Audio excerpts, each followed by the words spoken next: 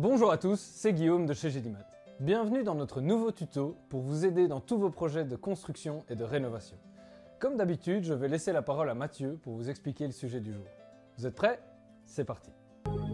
Rénover une vieille bâtisse peut passer par la pose d'une contre-cloison avec des matériaux plus modernes et plus isolants.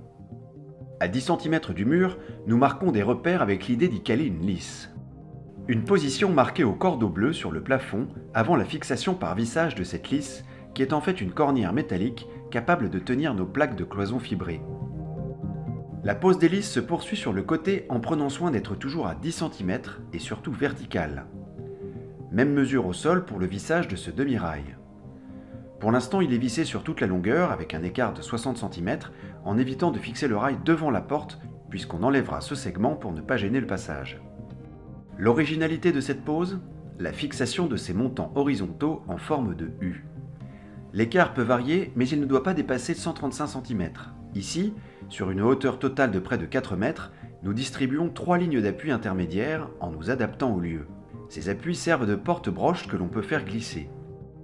Mais la pose de l'ossature n'est pas terminée. Nous devons aussi encadrer la porte avec des fourrures également en U, pouvant aussi recevoir des broches.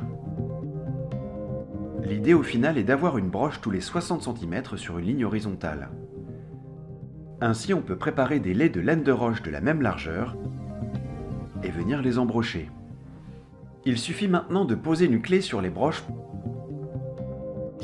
pour venir y emboîter les fourrures et les verrouiller. Ainsi, pas besoin de les sertir. L'ossature, simplement tenue par ce système original, supporte sans difficulté des plaques de plâtre fibré très résistantes. Très résistantes mais assez lourdes, donc un lève-plaque est le bienvenu pour la décoller du sol d'1 centimètre. Les cloisons en plâtre ne doivent jamais toucher le sol pour éviter de boire l'humidité. Le vissage s'effectue tous les 30 cm environ en utilisant si possible un embout de vissage spécifique au plâtre. D'abord, il est aimanté et ensuite il permet d'enfoncer un peu la vis qui ne dépassera jamais. Le creux sera comblé par de l'enduit.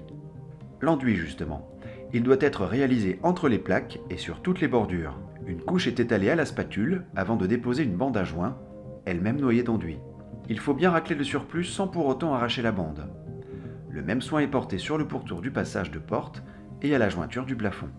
Une fois l'enduit de finition réalisé suivi d'un ponçage, la cloison est peinte et elle est assez solide pour supporter cette bibliothèque et assez isolée pour lire sans attraper froid. Merci Mathieu pour ces précieuses informations. Pour plus de conseils, n'hésitez pas à vous rendre directement sur notre site web ou alors en magasin. A bientôt chez GDMAT.